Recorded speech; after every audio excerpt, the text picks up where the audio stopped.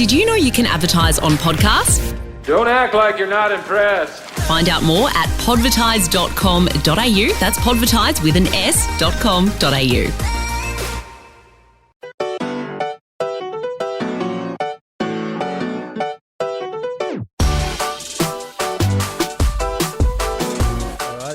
Sandor Earl, thanks for coming on, mate. Thank you. Good to be here. It's first episode back with you. Pretty pumped. So I've been excited to have you on for a few weeks. I've been speaking to a couple of mates to try and get you on. So glad to get you here. I did want to start the convo though with like grand final. Just come off winning the NRL, big party period, and into retirement. Like it's been a big few months for you. It has. How's it all feeling? Well, I can tell you right now, we certainly partied.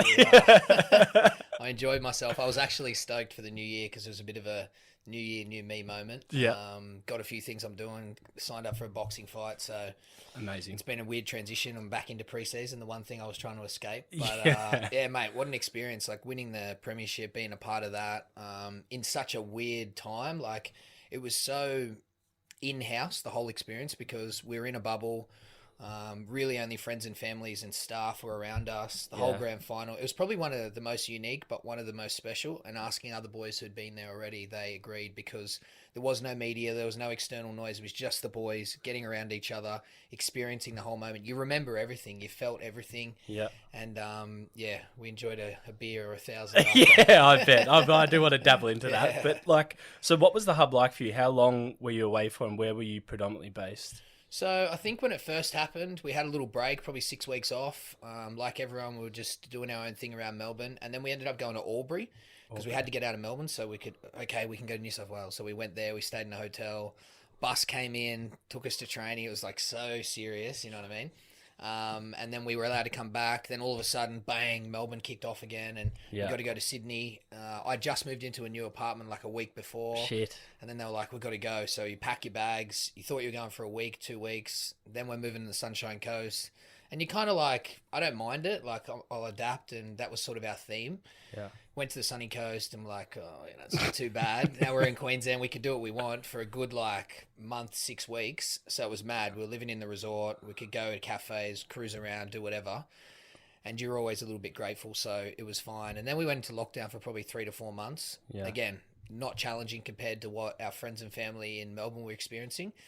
Main thing was the sun was shining every day. So you got up and there was just a good vibe, and you had a lot of purpose because you had football. So, mate, it wasn't all bad. I think we shared the hub with like 2 or 3 AFL teams. But for us, geez, we just got so close as a group, and we were able to just focus just all in on the footy, and the results sort of showed. Do you reckon that kind of environment helped you, like being in a culture definitely. like Storm where it's already positive as it is, but moving into something where you have to be closer and more tight-knit? Do you reckon that propelled you? 100%. And I mean, people have started to allude to like, that's why we won the Premiership. Like, that's ridiculous. But it definitely had a huge impact on, it was just tunnel vision for us. Like, all we did was focus internally on what we're doing.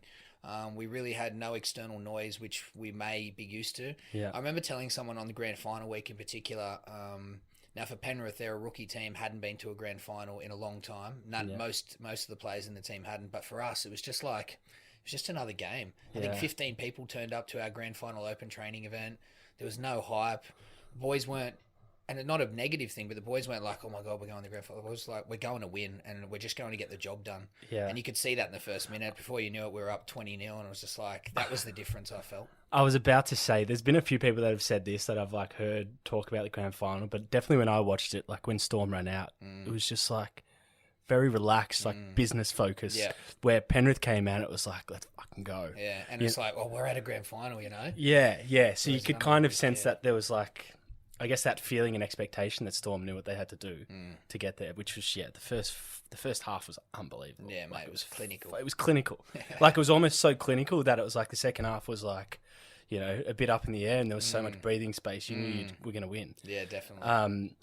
But speaking of that, so then you obviously won that, which was a pretty special moment, and a lot of documentations come out of like the change room, which was fucking sick. Like we finally got insight into how teams celebrate, and like the Storm boys just embraced it, like drinking beers, posting videos. I think you did like an Instagram live. Yeah. Like we don't see that shit as fans, so that was pretty cool. Like that must have been a bit of a special experience in there. Yeah, it was, and it's funny because you've got to walk that fine line of like you're trying not to contradict everything we're about at the Storm, but slowly everything's evolving from bloody Craig Bellamy down. You know what I mean? Yeah. He now gets it. He gets that like videoing things is great to utilize later on, and he's a little bit more down to earth and.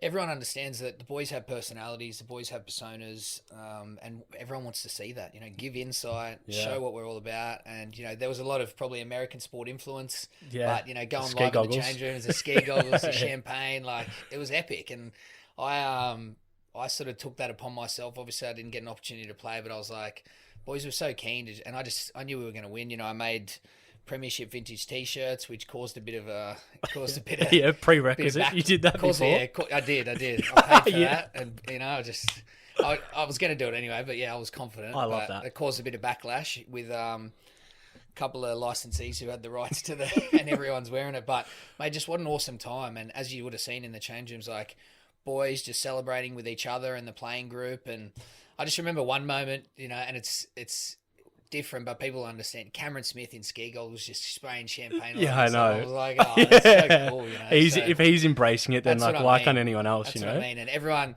and going against what's potentially known as that Australian culture, where we sort of try and chip those things down, but everyone wants that insight. Everyone wants a larrikin. We got some of the best in our team: Cameron Munster, Brandon Smith. Yeah. And just embracing them and letting players be themselves and letting everyone celebrate and have a good time, sort of trying to flip the culture. And I think it's making waves a lot amongst the boys. They're trying to put themselves out there, and ultimately, if the fans embrace that stuff, it's going to come back to them 100%, man. Tenfold. 100%. That's why I actually think American sport's so good with their entertainment and like the UFC and the NBA, like the behind the scenes sort of footage you get makes you connect to the athletes and stuff 100%. So much more.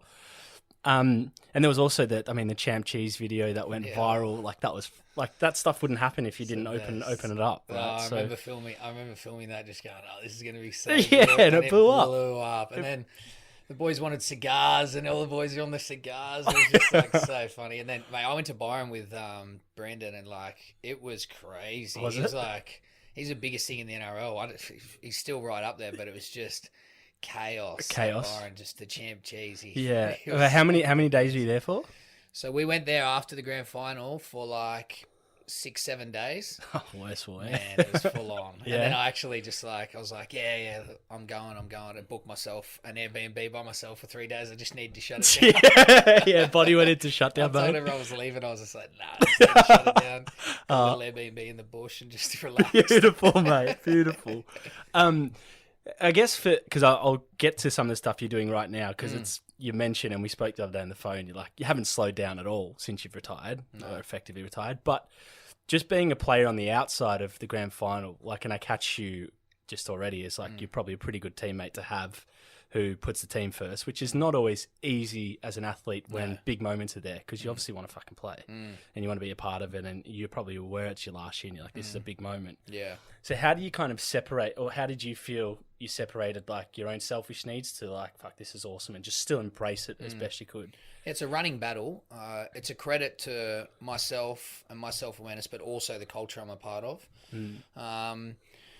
I went there with some big goals and some big aspirations when I first went to the Storm. And that year before I came back in 2017, like, I can't tell you how hard I worked to just turn up to pre-season in good nick. And it was unbelievable the way I rocked up. The first 2 weeks I was taking the piss, and then to do my ACL in the pre-season is just cruel, Yeah, it's harsh, right? But so it kind of knocked me back, but I still had the confidence that I can contribute to the team, and was able to do that the next year and play in a semi-final. But at the end of the day, I understood that I was going there for sort of different reasons. There's plenty of other NRL teams that maybe weren't going as well or didn't have the players ahead of me that I could have gone to, but I wanted to be a part of that culture, and I knew that if I had one last chance to see how good I was going to be, it was at the Storm. And I don't even know how to put it into words, what I learned, what I experienced, and the values that are now instilled in me, and the things that I can take into business and relationships and networking. It's priceless. So that year for the Premiership, Suliasi Vulivanu, Josh Adokar, two of the, in my opinion, best wingers in the game. you got to understand where you're at, Yeah. understand the reality of the situation. And look, I want to play and I'm training my ass off. But you start to have different priorities and goals. It's like, okay, how can I continue to better myself in my own time and my extras? And then how can I continue to challenge the other boys so they're killing it and humming? And then ultimately you just start to accept, and the hub would have helped this and our success would have helped this, but you start to go, all right, look, we just want to win as a team. Yeah, this is my role. Exactly. And that's a big thing at the Storm. Know your role, honour your role. And it's just so well driven in that you just embrace it, you buy into it. And that year, that's exactly what I focused on. And then the closer we got to the season, I understand my role in the team. Yeah. And you just embrace that. If an opportunity comes up, you've got to stay ready. You've got to be making sure you're doing everything you possibly can. But if I can prepare, ultimately they're like my brothers, my best friends. If I can prepare them as best as possible and we get to enjoy that moment at the end, then I'm satisfied. So it's not easy. It comes with its challenges because, as you said, like, hey, I want to play. I want to be a part of this. And you're sitting there like, fuck. But what outweighs it is, your best mate, you see, get to experience in that moment and see the smile on his face. You've got to take some satisfaction out on that and ultimately just focus on that. Yeah, the brotherhood. And I think that's a very mature view. You're probably more of a tenured player, at least experienced and understand the rigors of the game to comprehend at that point of your career. Like, I can effectively do this role. Whereas if it was 18 or 19-year-old Sandor Earl, you probably would have been headbutting walls, right? Like dragging heels a little bit, 100%. which a lot of young boys could probably relate to. So I think it's a pretty cool way to be. Obviously, since retirement and coming off the booze of Byron, you've jumped into a boxing fight. And you've got a whole bunch of other businesses and things that you've started in lockdown. So your world's moving pretty quick right now. Like, yeah, it is. It definitely is. I mean, I tried to, with the footy, everyone always asks me, it was a bit of a rip the Band-Aid moment because it's never easy when physically you're capable of playing. Why didn't you go to this team? Why didn't you stay at the Storm? Why didn't you do this and that? But I made the decision based on, I'm only 31, but I just wanted to dedicate that next chunk of my 30s to really chasing something that's, I've got a lot of aspirations outside sport, and I know that's not always common, and I'm probably pretty lucky to have those passions in different areas, but that's something that I applied myself and focused on the things that I was interested in and made sure I had an open mind during my sporting career. Granted, missing 4 or 5 years out of sport. Do you think, and we'll touch on obviously that, but do you think that period out has given you that perspective more so? Yeah, I was always thinking, like, always had that little bit of a entrepreneurial mindset. Like, I was always thinking, how can I do this? How can I do that? How can I leverage off my situation? But then that really forced me into, okay, you got to do something. And I'm not overly educated. It's just that I have some ideas, understand what I believe is how to talk to people, customer service and relationships. Yeah. And then just dove into business, just did it. I just got to do it. I was really passionate, and that came through in my conversations, my customer service, the way I, my timelines around getting shit done. And then ultimately I've had some success in business, really not off the back of knowing too much. It's really off the back of that. And then that's just snowballed. And I'm lucky that the things I seem to be passionate in, I sort of sponge. So that's awesome. It's pretty cool. But I definitely think that forced me to take the leap and really get involved in some stuff. But that's it. Footy's all encompassing, being a professional athlete. So the opportunity to chase some stuff outside of that, I'm super excited about. So that's what awesome, I need to tell people. It's like, I'm really excited about the next chapter. It's not something that's like a burden or holding me back. Yeah, I mean, like, physically, you've walked in here and could barely fit in the door. So you could probably fucking run through a couple more seasons if you wanted to. Yes. But just when I mentioned before about, like, your life's pretty busy and hectic right now. So you've got like 3 little businesses you're running. You've got like obviously your fitness stuff that you do. I think an F45 franchise. Yep. An e-commerce business with your vintage tees, and then you're mentioning before off air the sort of basketball sort of vintage cards or NBA cards that you're doing as well. Yeah. So it's like you're managing a few things, which is pretty cool. Yeah, it is cool. There's some bigger picture stuff I want to do in the fitness space that'll become more prominent as the year goes on. That's super exciting. Yeah.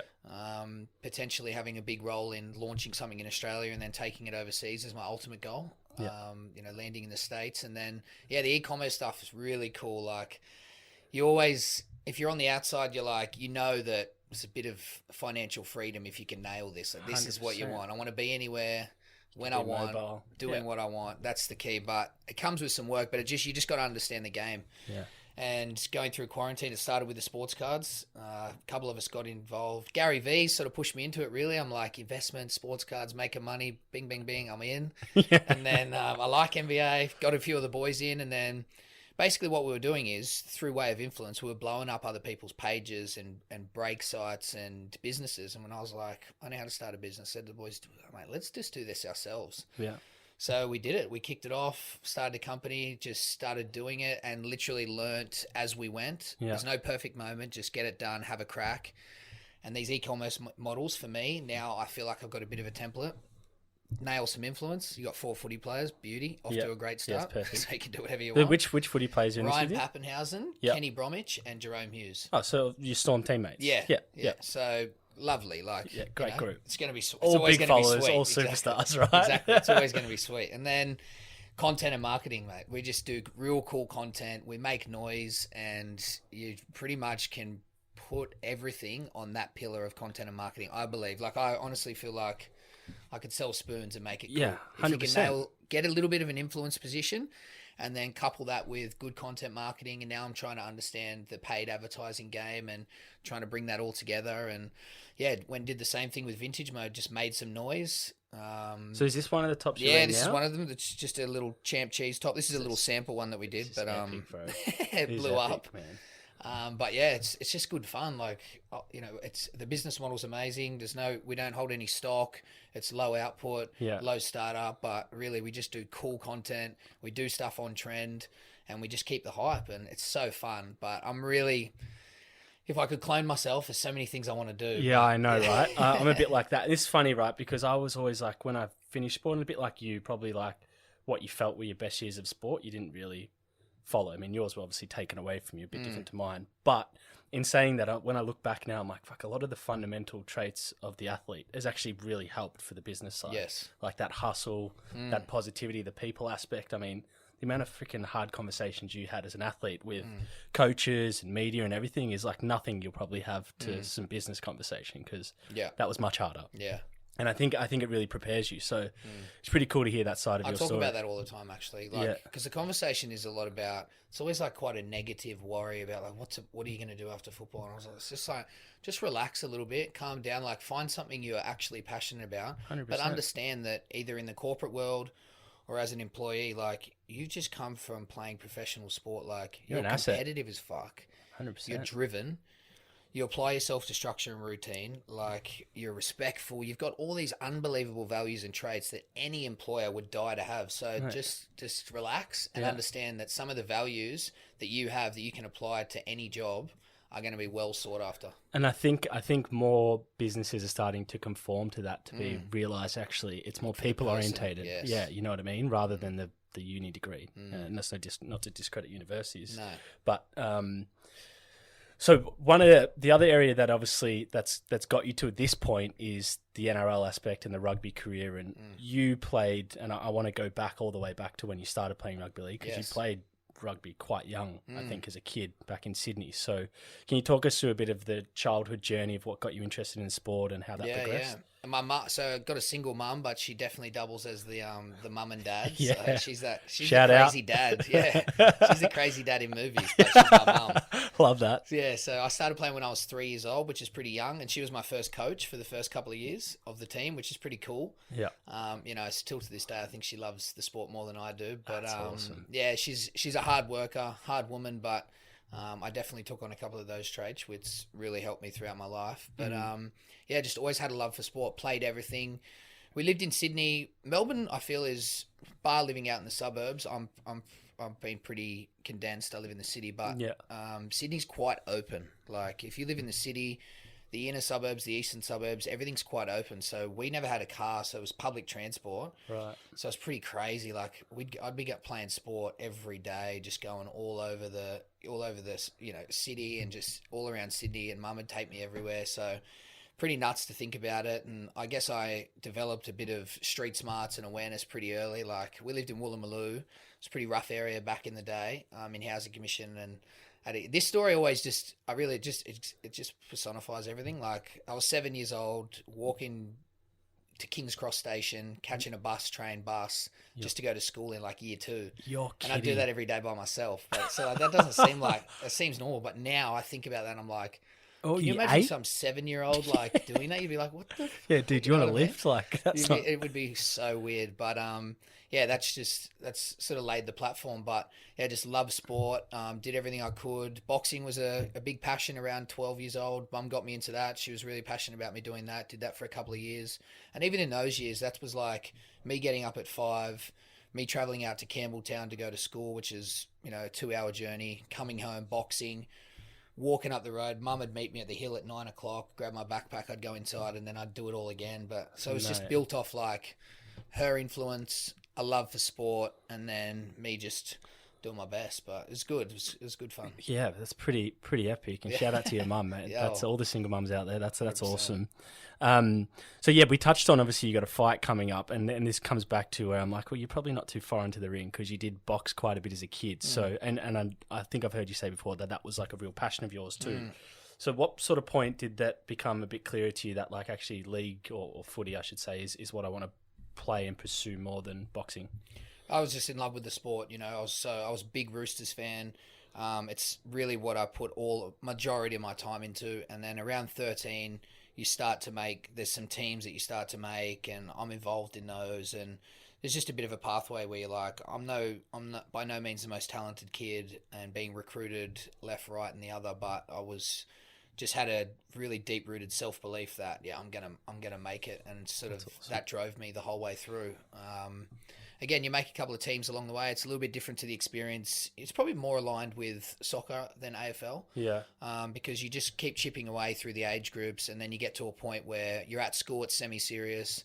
There's an under-20s comp, and then it's like you get contracted. Yeah, so that's sort of the pathway. Yeah. And I just chipped away, had my ups and downs, but always just built everything on being the hardest worker in the room. And no matter how many times I got told or had the speech that, none of you guys are probably going to make it, I was just like, it's not going to be me. That's awesome. That's only internal. It's just my self-belief. And where that came from, I don't know, but it's always been a real strong point that I've been able to utilise. Have you always had that? Like that inner confidence? Yeah. Because I think that's a hard tool to have as a kid. Yeah, and you get knocked down, don't get me wrong. All the time. That gets challenged, but yeah, I just always was like, nah. And to be honest, actually, I enjoyed that. I liked that. It actually fueled me. Like, tell me I can't. Yeah. Actually, please do that, So tell me I can't do something, or tell me I'm not going to make it, because that's just going to make me want to work harder or spur me on. So yeah. I think just being immersed in those environments full of adversity and setbacks from such a young age, it's a mental muscle, and you just start to build this resilience, and you're like, sweet, bring it on. And you have that competitive drive towards everything, rather than letting something knock you back and head down and being a bit, I suppose, it's just putting you in a position where you're like, I'm not keen, or it knocks your confidence around. Yeah. I sort of utilised it and was like, well, I'll show you. Yeah, that's good. You went the right way with it, which is not an easy thing to do. No, it's not. A few people have to go the wrong way to understand, actually, there's two parts here, as opposed to just negative kind of thinking. So as you kind of progress through the footy ranks as a junior and the high school sort of, which is relatively competitive across New South Wales. When did you kind of start to get wind? Obviously, you had this inner belief, I'm going to play NRL, but when did you start to get wind that the Roosters were kind of keen on you, and that sort of was going to become a pathway for you to get your first NRL? Well, I went through the whole system. So you go like 13s team, 14 team, 16s, 18s, blah, blah, blah. At 16, I made the team. Now, the 18s team, some guys are playing that for 2 years. So is this like the Roosters kind of? Yeah, Roosters, like Harold Matthews, SG Ball, that's what it's called. Right. So if you make the SG Ball under 18s and under 17s, you're a bit of a big dog. At school one day, I was 17, I tore my ACL. So that was quite a weird experience. Doesn't have the same ramifications that it does now, because I was like, didn't really know what it entailed. But did my ACL, was out at Campbelltown, sort of limped home, caught the bus train. I was like, this isn't good. You've walked home. Huh? Yeah. Just had Holy to cop it, shit. Yeah. And then credit to mum, she took me to the best surgeon at the time. Yeah. Worked her magic, maybe a little bit of tears, and got me over the line, got the Medicare and got it sorted, but got the surgery. And I went to a private school at the time, and they sent me all my homework after like 6 to 8 weeks. And I was just like, Mum, I'm not doing this. Like, it was literally ridiculous. And she was like, all right, you can have the year off school. Maybe we'll get a bit of a job. go to the gym. She took me to a dietitian, just like all the boxes. And 69-kilo kid who was sort of playing footy with a big heart. Come back the next year, I'd limp up on my crutches, go to the gym, train, just fully like get involved in that environment, eating, crazy diet, and come back the next year at 83 kilos, and I was just a different player. So that was my first like big roller coaster wave where it was like going so well. One of the biggest adversities I'd faced in my life related to sport, and then all of a sudden it turned out to put me on a path where it was one of the best things that had ever happened. And that, unfortunately, there's been a lot of those ups and downs. It would have been nice if it was a bit of a straighter path, but you go through that once, twice, 3 times, and the next time it happens, you're like, I'm going to be good here. Yeah, I got this. Grit my teeth, put my head down, have a good attitude, get through this, and there's going to be something around the corner. So it's one of those double-edged swords where you're like, I don't want to put myself in these positions where things fucking go wrong, or I get injured, or I make a mistake, or I fail. But ultimately, the more I put myself in these positions, the more lessons I get, the more I improve, the better person I become, and it's just growth. But you gotta put yourself out there, and you gotta just understand and embrace that good things come off the back of it. Yeah, definitely. If you can get through it. So just that sort of cycle around failure and adversity, if you can embrace it, the earlier you can embrace it, Mate, you definitely could have a business of like public speaking, literally talking about going through adversity, because we'll go through your journey. But that's a pretty amazing story in itself, because if you think about it, you were 17 at the time, did your ACL, you've said no to school, and you've pretty much decided, and with your mother's support, I'm going to the House of Pain to get myself back, diet, fucking gymming every day. You're probably doing some part-time work. So you live in like a man's life to try and get a pro contract or get to that point. And then not long after that, because you would have been 17, 18, you would have made your NRL debut. So like it's pretty close to... Yeah. So I went back to school the next year, different school, Matraville Sports High School, which is basically like Souths and Roosters, just this like little super team. But so funny, like going to a sports high school after going to like a private college. Wow. Yeah. I remember rocking up. We used to wear blazers, high socks. If I had my shirt untucked, lunchtime detention. Like I never had a lunchtime for like hair, 3 months. Oh, mate. Yeah. I rocked up first day. A couple of the lads are sitting in the front of the class. It's 30-degree shirts off. Just going, miss, we're not putting our shirts. I was like, where am I? Yeah. Never did homework, never did an assignment. This probably makes the school sound bad, but it was awesome. It was a sports high school. We had like rugby league periods during school. It was unbelievable. But for the growth in terms of sport, crazy. But I went back, did year 11, finished, and then went into a professional environment with a contract worth nothing, $5,000. But it was the That'd be illegal now, surely. Yeah, it would be. Absolutely illegal. It definitely would be. But so that what was year is this? That was so 2007 finished school. 2008 was my first experience in top squad environment. Okay, and then you made your debut, was it 08 or 09? 09. 09. Yeah. So you were a Roosters fan growing up, weren't you? Yeah, so it was that pretty must have been pretty cool. surreal, like Pretty cool, making your like, debut for them. Freddie Fittler, he's the New South Wales coach. He was the Roosters coach then. Didn't have the best coaching career with the Roosters, but for him to give me my debut, it's like cool. it's great to do these podcasts because you sort of start to think back, and you reflect, just right? in hindsight, because you like you dismiss all this stuff. Yeah, you know man. What I mean? So you're in a Ferrari to through think life. back and you're like, fuck, that's pretty cool. Yeah, You know what I mean? because he's probably he's in a Hall of Famer Yeah. of NRL, and he's the one going, yeah, this kid's good And enough.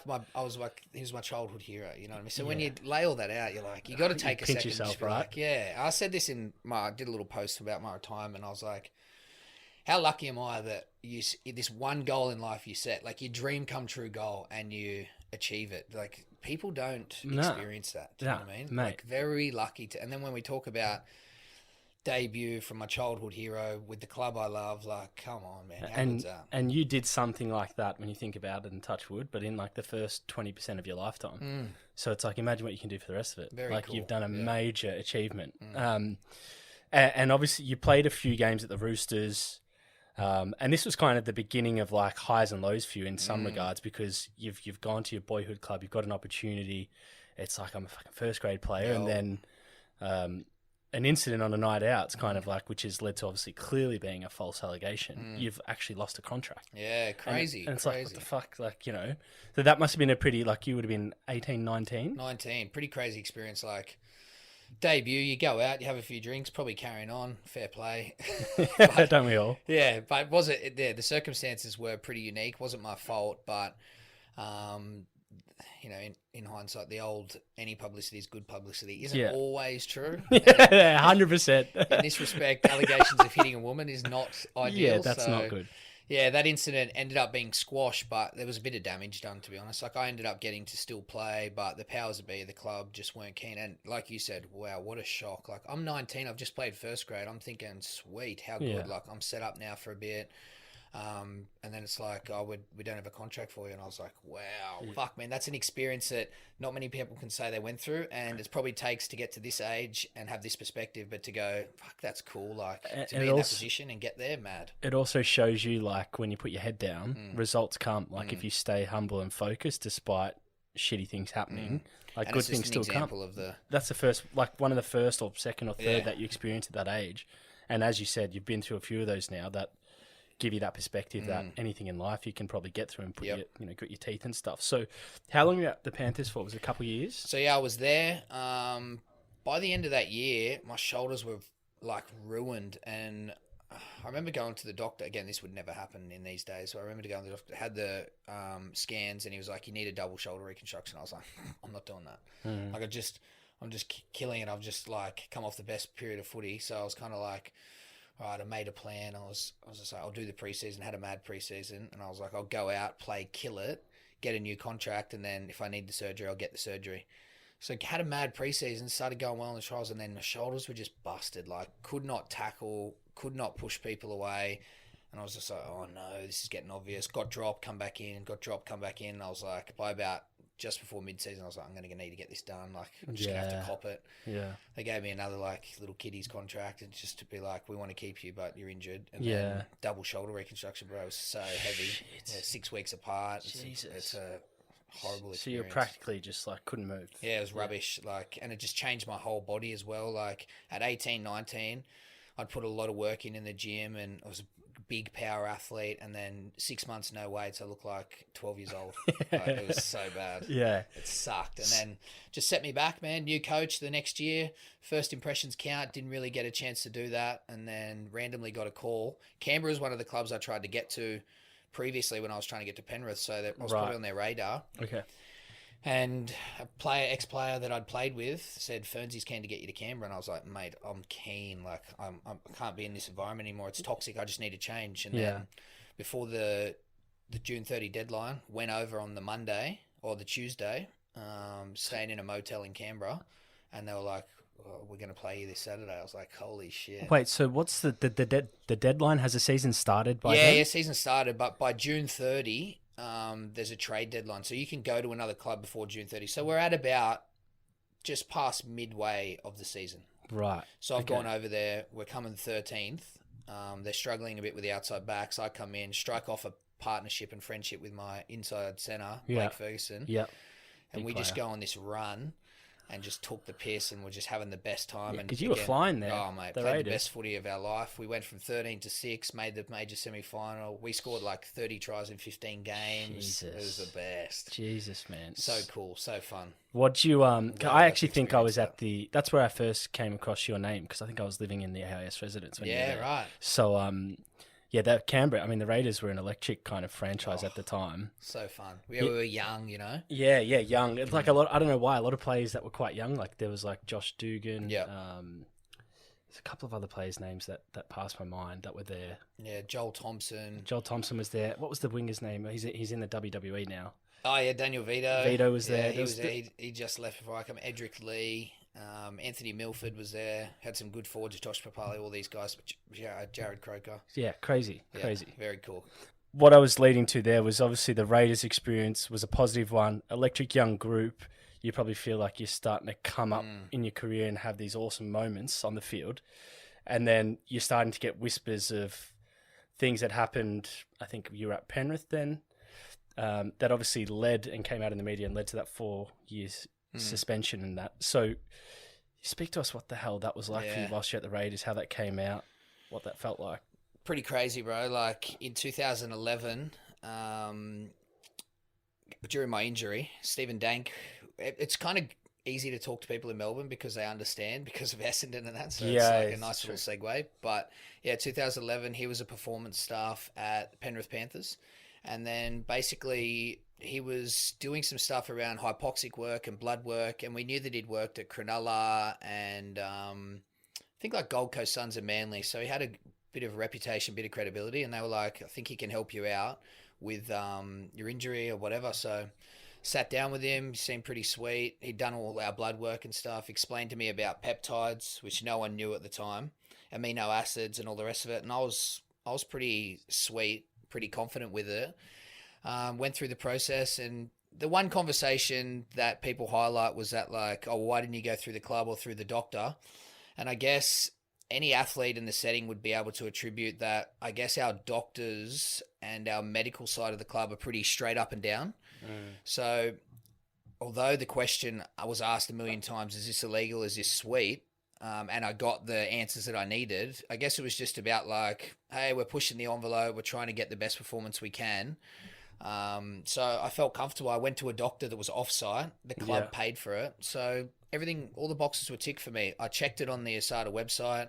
I got tested during the time and nothing happened. So yeah, naive maybe, but I felt pretty comfortable with the whole experience. Did I achieve much? Not really.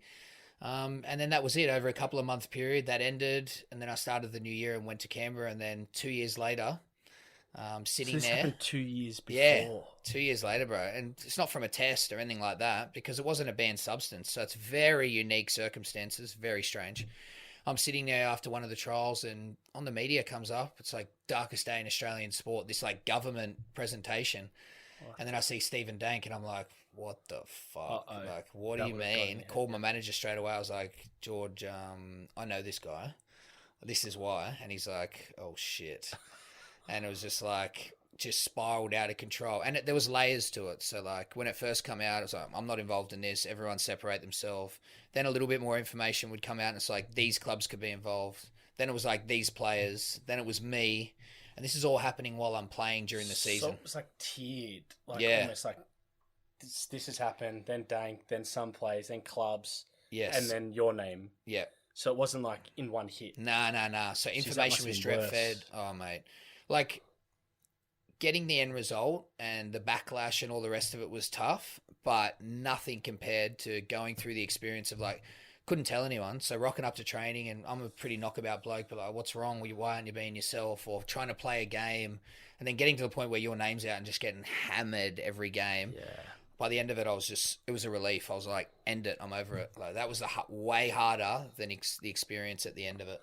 So this is what amazed me about this because the club sent you there. So they funded that sort of engagement with Stephen Dank. Yeah. I mean, ultimately the club didn't send me to, like they didn't, I sort of did it, but yeah, he was contracted by the club. Like he was brought in by the so club. It's a club. Okay. Yeah, you know what I mean? It's not like I went and seeked him. He was No, that's what I'm saying. Yeah. Yeah. So, I mean, what am I supposed to do? And we know for a fact that whatever he did with me, he did at these other clubs. Yeah. So it's like, why am I to think I'm doing something wrong? Yeah. So weird. Because there was an element of your suspension around obviously some of the supplements and stuff that he was giving you or taking, but then there was this element which I hate this word because it's so not it, but trafficking. Yeah, crazy. And it's like I've heard you speak about what that was in terms, and it was literally you just like took it from A to B with no knowledge or no awareness of like anything around it. There was no monetary, there was no advance to your life or anything, but they still throwing the word trafficking. Yeah, it's crazy. And it's the one thing that will still frustrate me and haunt me to this day because A, the definition of the word and term is not supposed to try and make an example out of someone in my situation. Correct. And B, it's bullshit. Like to be handed down a 4-year suspension off the back of the reality of the situation, it's not fair. So it's a hard pill to swallow. I've obviously gotten over it, but what a crazy experience. I just hope that no one else has to experience that ever again. I generally don't think that would happen now. I mean, obviously that's come out over time that those sort of drugs, like they're not even like performance enhancing drugs and stuff like that. Like a peptide, it'd for be God's so sake. different. I'd just go crazy on social media and just be like, yeah, sweet, let's do it. I'll tell everyone everything that's going on and let's let them dictate how you're going to handle this. But back in the day, it was never before seen. Never before done. And it's crazy. It's not like the court of law, innocent until proven guilty. No. It's you're guilty and then it's like beyond reasonable doubt, and it's all this other shit. And you can't even really fight for yourself. There's no real, like, the Court of Appeals is a joke. It's not even a face-to-face, and I dumped a heap of money and a heap of time into what was ultimately a waste. And I get it. It's black and white for them. They've got a tough job to try and keep sport clean, but there was something bigger at play, whether it was political or I think considering the carry on about the whole topic and the subject, I think something had to happen, and scapegoat maybe, for lack of a better word, but tough experience. It's really unfortunate, especially the length of time, but hard to take it back because ultimately what it led to for myself and my situation. Yeah, definitely. Yeah, so it was almost like when you think back to that time, not that they tried to make an example of like you in that situation, but as I said before, I don't think that would happen now, that consequence. But then obviously there was all these other clubs involved, and you were pretty good at that time. Like even after it, like you really came out of the media and were just freaking open and honest. Like you had nothing to hide because in your eyes you did nothing wrong. Like you copped the consequences, which I think people obviously then sort of started to shift their opinion of you and what happened. But then I think one of the other things that was interesting was like Cronulla were in the same boat, and the consequences they copped were like very different. Yeah, crazy, man. Like, I mean, with the Cronulla thing, I was sympathetic to their situation because I was also under the belief that, well, who's at fault here? And I put the blame on Stephen Dank. With a full team like Cronulla being given and administered something that they believe was fine, they were just taking on this supplement program from, again, someone that they thought had credibility. Yeah. Not their fault. So I'm not looking to make judgment on them. There's a few key people there who it would have been nice if they handled it better and maybe came out and shared the same opinion. It would have helped everyone. But ultimately, I was happy with the low suspension they got, but it really didn't reflect well on my situation. It was quite disappointing. Yeah. So you've obviously copped the treatment of 4 years. Heartbreaking because you're probably, fair to say, you're entering your peak of your powers and we're ready to unleash. What the hell did you do in those 4 years? To get yourself like going? you said, it's one of those things I will look back on and I'll be like, fuck, what could I have achieved with footy? But hey, at the end of the day, that's what the perspective it gives you. Like, footy's not the be all and end all, and that's not to discredit it at all. Like, I love rugby league. I love what it's given me. I'm really passionate about the sport and everything involved, but it's not the be all and end all. Like, I've traveled the world, which is probably the best thing that you can do in life. 100%. It's the greatest teacher. 100%. You want to talk about perspective, that's the greatest tool you can ever have. And mate, go to any other country and what is rugby league? It's insignificant. Like, do you know what I mean? Ultimately, it just doesn't define who I am. That's it. The sport, love it. Everything it brings, great. But it doesn't have to define me, nor does it have to define any other player. So I was able to break out of that bubble. And that was probably the best thing that could have ever happened to me. It's so liberating, eh? It is. And again, it's not a knock to the sport or anyone who's involved with it. It's about understanding that you're not defined by the sport that you've chosen to play professionally. So once I broke out of that and that persona and was able to release the ego and insecurities that were around that, I could just be myself and was able to develop my own personality and relationships based on who I am and not all I knew from a young age. So I jumped out of that and met a lot of people who also didn't give a shit about rugby league and were from all different walks of life, because when you're in that bubble, you're hanging around the same people, talking to the same people. So really open-minded conversations. Went to Thailand. I'd been there before on a bit of a fitness holiday, so it just seemed like the perfect place to get away. Went there and that was the business journey sort of started. And mate, I was living on an island in a scooter, like driving a scooter and just having the time of my life. That's epic. So how long were you based in Thailand for? Ended up being 3 years. Wow. Yeah, really cool though. Like that island life, although you need to hop in and out of it, but I had 2 cafes, a gym, so didn't pay to work out, didn't do my washing or cleaning, lived in this epic, all polished concrete jungle house with a tree through the middle with a mate. Didn't have to cook my food, rode a scooter, had 20 pieces of clothing max, because what are you going to wear? You barely wear clothing. Lived 5 minutes from the beach, and it was just like, what a life. And a great port to travel. Australia's hard to travel. Yeah. I was going here, there, and everywhere. So, mate, unbelievable experience. And being involved in business sort of set me up for the future. So, as I touched on, in hindsight, shit experience from a football perspective, but how could you take all that back given where I ended up at the end of the 3 or 4 years? Yeah, because people ask you now, would you change it? And it may sound crazy to some people. You might say you wouldn't. You have to say no. Yeah, you have to. Because you wouldn't be as strong and as well travelled and well prepared for what's ahead. And you got to embrace that. Like, that's a little recent tattoo I got, a more farty. I won't do it justice giving the explanation. I really need to nail it and lock it down. But it's just about embracing whatever happens and knowing that, you know, it is what it is. Yeah. But don't just embrace it, like, love it. Understand that, like, fuck, this has happened for a reason. What's next? Come out of it with a positive attitude and set the next target, set the next goal. So I kind of just applied that, I guess. Yeah. And it's worked for me, and I really love that perspective. I think you can apply that to anything. Yeah.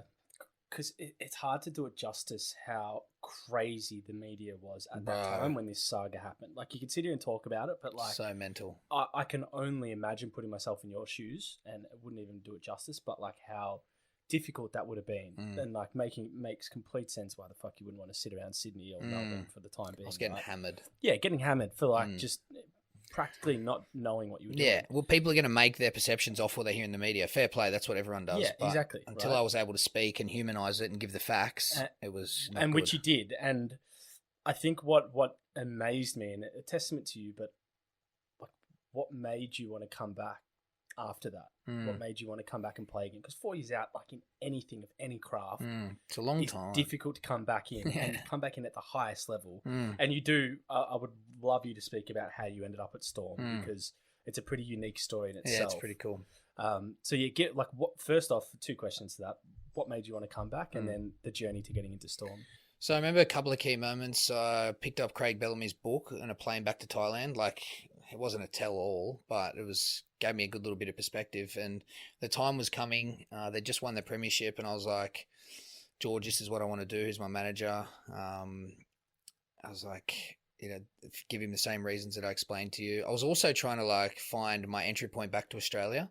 Yeah, that ran in parallel with like F45 and that whole journey, but I was just like, I'm going to contact him. I don't want you to contact him because it's just going to be same old, like a manager, blah, blah, blah. So I actually wrote him a letter. No way. Yeah, it's pretty cool. That's pretty old crazy. school, bro. Yes, old school. I thought that's the way to approach Craig. So in the letter, I just detailed who I am, gave him the total ins and outs, full honesty of everything that happened, who I am as a person, and what I believe I can bring to the club. And then 2 days later, he doesn't have an email address. Wait, so how big was this letter? Like, because that's a lot probably to like, compile. yeah, 3 pages. Okay, that's fair. I was going to say, you couldn't have done that on A4. Nah, 3 pages. And he obviously has an assistant because, yeah, someone got back to me and was like, oh, Craig would like to meet you 2 days later. I was like, fuck, that's really cool. Like, that's a good insight into who he is as a person. Let's catch up at a cafe. So we caught up down the road. It still had to be like a little bit low key then. We met up and he obviously wanted to suss me out and see if I was in good nick and was serious about what I'd said. And then that was only 3 days after I sent the letter, but I spoke to him. And by the end of the conversation, this half an hour conversation, he goes, oh, mate, I'm in. I'm all in. Let's do it. I've spoken to the powers that be and, you know, we'll sort out the financials. Yeah, we'll sort out the financials, but let's do it. And I was just like, holy shit, this is the coolest thing. I did not expect that at all. I thought conversation, see what happens, go back and forth for a couple of months. So that, like, I can't explain how, and people can utilize this in any situation, in their own business environment, in their own position of employment or power amongst a group. But when someone puts faith in you like that, in a vulnerable position, wow, you're 10 feet tall, it lights a fire, and it did. So, you know, I went away and instantly everything I'm doing is to be like in gratitude for, wow, you gave me this opportunity. Now I had to speak to the CEO and the owner. They weren't as keen, but I embraced that because I was like, the moment I get in front of them and can talk to them and show them who I am, they're going to be on board, which is what happened. Yeah. But yeah, what a moment. Unbelievable. Wow, man. So he's like, he's the goat. He's the goat. Craig Bellamy. So crazy. Like, is he? He's got a very different style. Like he's a serious cat, but he can have a joke now. They reckon it's off the back of his grandkids, but so he loves the banter, but he just has an aura. So when he speaks, he commands attention, and he knows what he wants. He knows what his team's doing. He knows what your role is. Yeah. Just do your job. I don't know about you. This is not to derail us of the conversation. I don't know about you, but when I used to talk to head coaches, it's never an easy conversation. No, like just it's as not. like a human point, like they're not weird, but like intense. They're all quirky. Yeah, It's all, of course. And he's still got an element of that. They all do. It's like some prerequisite. As soon as you take the head coach job, you've got to be like, you can't communicate. Yeah. It's so weird. Like that's why I want to be a coach, because I just reckon I could fucking change the game. Yeah. And yeah. like, I've been a part of an environment in elements where you just like would live and die for the coach, and there is an element of that, but it just the communication could be so much better. It doesn't need to be awkward. Players want honesty, especially in that environment. Exactly. Like make or break. Because there's a way to do it. A lot of players define themselves by what the coach thinks, whether you're playing or not playing, and there's a way to sort of handle that. I think that could be done better, Definitely, especially through my experiences. But definitely, like to highlight this point of your journey, this is massive because you've literally gone through this absolute washing machine of like. Getting a point of your career where you're flying to then this stuff coming out and you having a 4-year suspension, and it's like, well, I want to come back, but the reality of it happening, I don't know. It's out of my control a little bit. And you've created an opportunity with arguably the best team in the NRL, and they've let you in, and they're like, yeah, we'll welcome you. It's crazy, and that to me is just surreal. But that makes me proud to be like a Melbourne Storm fan. That outlook of people, definitely. So when you came back, I can imagine knowing you quickly in this podcast, you would have come back in some serious shape. Yeah. I mean, I just opened the gym. So again, pretty crazy to look back on. Like I took all classes for the first 6 months. So I was up at, 5-ish, took the morning classes. I would go and do my weights, come back for the lunch class. I'd go and run or do some sort of footy work in the afternoon, and then I'd coach in the evening.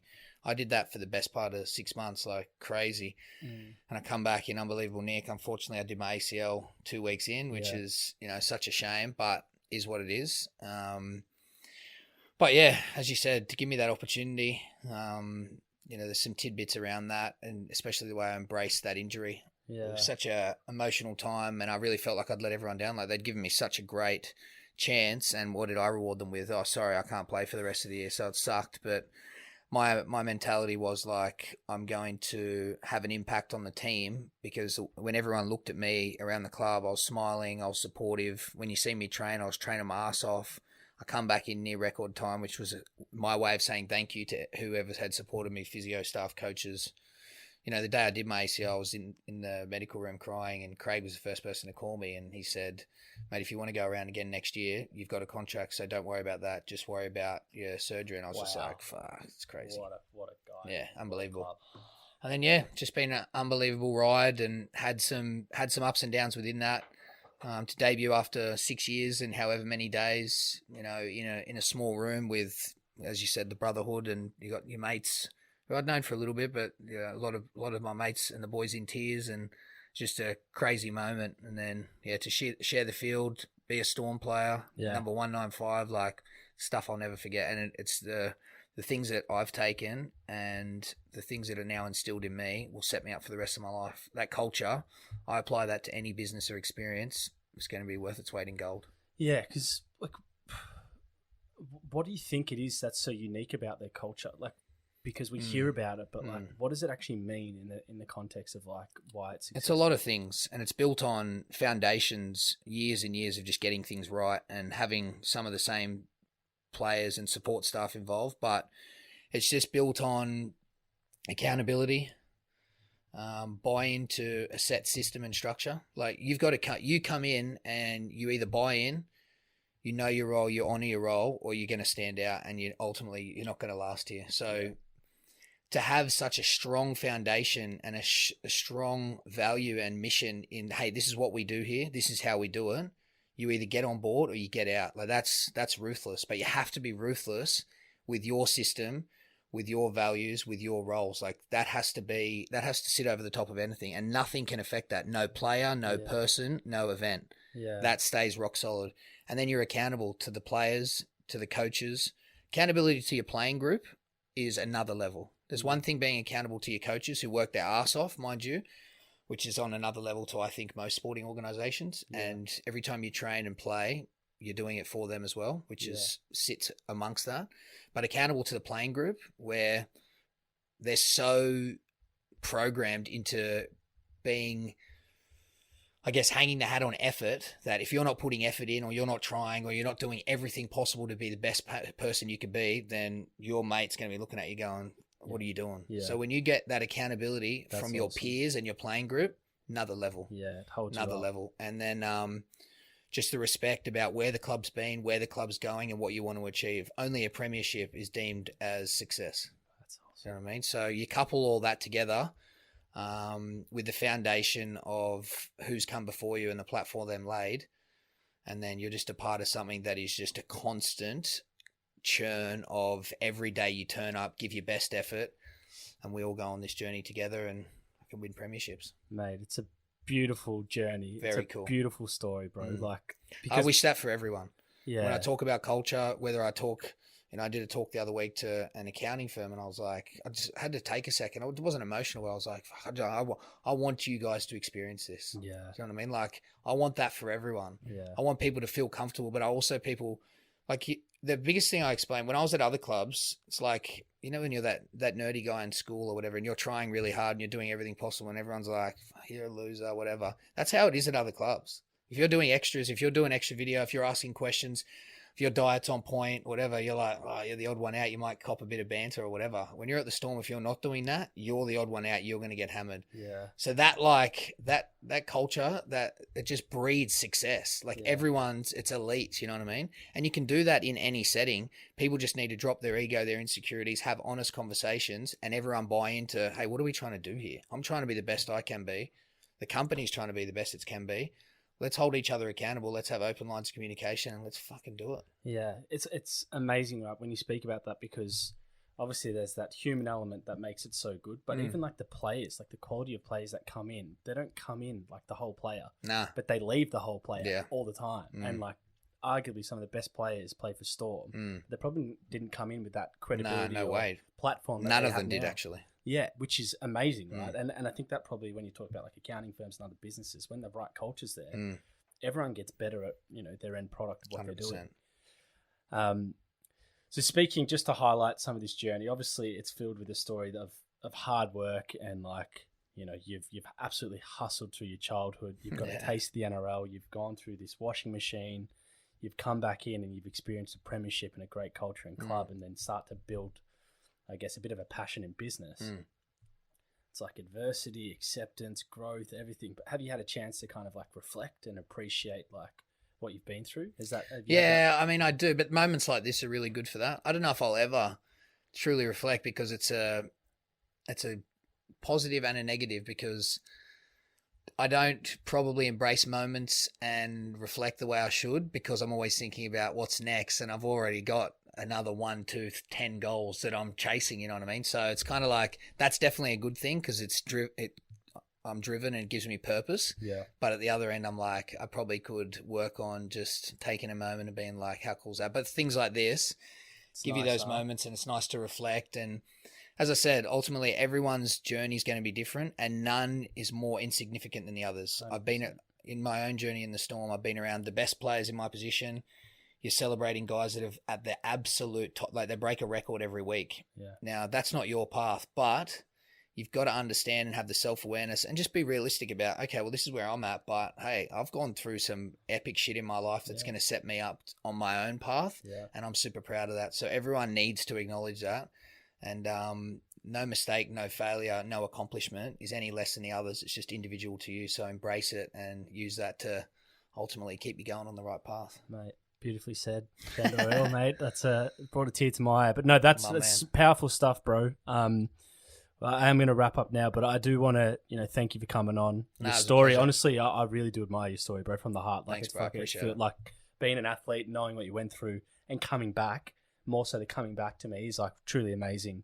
So I was always very keen to hear your story, man. So really appreciate you coming on.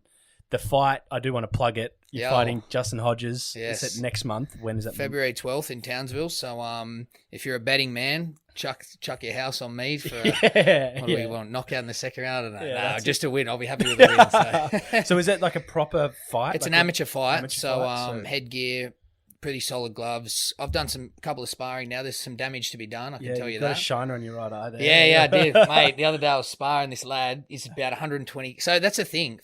In footy, 98, 100 kilos. I'm just like normal weight for my position. But in boxing, now I'm a heavyweight. So you're sparring with this Tongan bloke. He's big, like probably a foot, like a little bit taller than me. 120 kilos. Like, here you go. Yeah. But it was good fun. But yeah, that's sort of where you sit. But I'm enjoying the process. I'm loving it. So I just want to go up there, really pay respect to the sport and my coaches. Yeah. So I'm just focusing on, of course, I'd love to finish it, but just focusing on good technique, putting on a good performance, and the cash ain't too bad either. Yeah. Right. So, plug.